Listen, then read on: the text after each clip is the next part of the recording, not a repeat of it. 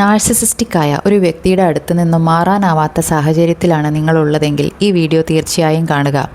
ഇതിലുള്ള സ്റ്റെപ്സ് ഓരോന്നോരോന്നായി നിങ്ങളുടെ ജീവിതത്തിൽ പ്രാവർത്തികമാക്കാൻ ശ്രമിക്കുക. സ്നേഹം കൊണ്ടും ആത്മാർത്ഥത കൊണ്ടും ഒരു നാർസിസിസ്റ്റിനെ മാറ്റിയെടുക്കാൻ നിങ്ങൾക്കാവില്ല. അവരിടയ്ക്കിടയ്ക്ക് നടത്തുന്ന സ്നേഹപ്രകടനങ്ങൾ, അതായത് ലവ് ബോംബിംഗ്, അവരുടെ യഥാർത്ഥ സ്വഭാവവുമല്ല. അതുകൊണ്ട് നിങ്ങൾ അവർക്ക് വേണ്ടി കളയുന്ന സമയവും എനർജിയും നിങ്ങൾക്ക് വേണ്ടി ചിലവാക്കുക. ഒരു ഗ്രേ റോക്ക് അല്ലെങ്കിൽ പാറക്കല്ല് പോലെ ഉറച്ചു നിന്നുകൊണ്ട് വിരസമായി പെരുമാറുക. നിങ്ങളുടെ ഇമോഷൻസ്, ദേഷ്യം, നിരാശ ഇതൊന്നും അവരോട് പ്രകടിപ്പിക്കാതിരിക്കുക.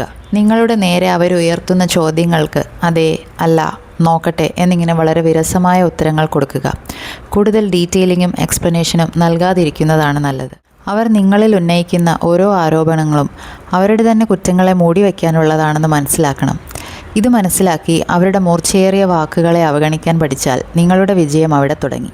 നിങ്ങൾക്ക് മാനസികമായും ശാരീരികമായും ബുദ്ധിമുട്ടുണ്ടാക്കുന്ന കാര്യങ്ങൾ ചെയ്യാൻ അവർ ആവശ്യപ്പെടുമ്പോൾ തീർച്ചയായും നോ പറയാൻ ശീലിക്കുക.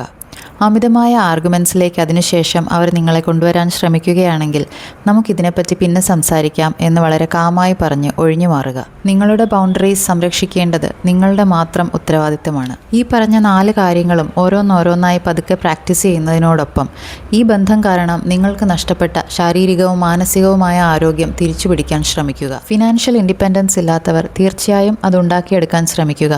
നിങ്ങൾക്ക് നഷ്ടപ്പെട്ടു പോയ സൗഹൃദങ്ങളും ബന്ധങ്ങളും പുനഃസ്ഥാപിക്കുക. ഇതെല്ലാം വളരെ ശ്രദ്ധയോടെ ക്ഷമയോടുകൂടി ചെയ്തു തീർക്കേണ്ട കാര്യങ്ങളാണ്. യുണൈറ്റഡ് സ്റ്റേറ്റ്സിൻ്റെ ഫോർമർ ഫസ്റ്റ് ലേഡിയും ആക്ടിവിസ്റ്റുമായിരുന്ന എലീനർ റൂസ്വെൽറ്റ് പറഞ്ഞ കാര്യം ഓർമ്മിപ്പിക്കട്ടെ. നിങ്ങളുടെ സമ്മതമില്ലാതെ ആർക്കും നിങ്ങളെ ഇൻസൾട്ട് ചെയ്യാനാവില്ല. Take care. Thank U.